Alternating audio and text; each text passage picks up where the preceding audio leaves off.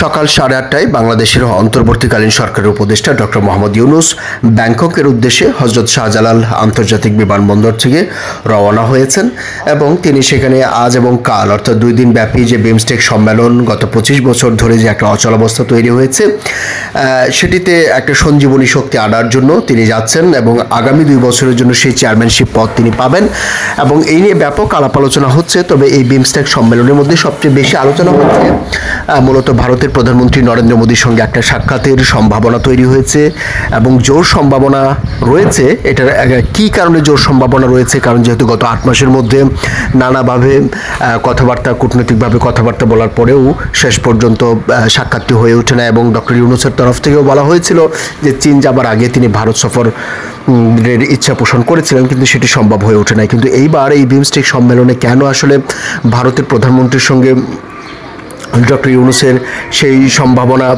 বৈঠকের সম্ভাবনা তৈরি হয়েছে তার একটা ব্যাখ্যা দিয়েছেন প্রধান উপদেষ্টার high representative doctor Khalilur Rahman. তিনি বলেছেন যে যেহেতু আগামী 2 বছরের জন্য প্রধান উপদেষ্টার চেয়ারম্যানশিপের দায়িত্ব পাচ্ছে বাংলাদেশ বিমস্টেকে, সেই ক্ষেত্রে এই দায়িত্বটা পালন করবে ডক্টর ইউনূস।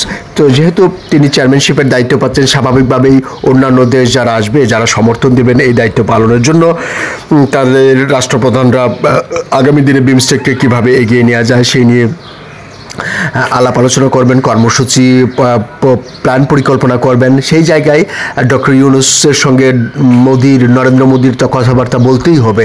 দেখুন, আমাদের মাননীয় প্রধান উপদেষ্টা একটু আগে বললাম বিমস্টেকের পরবর্তী প্রধান চেয়ারম্যান।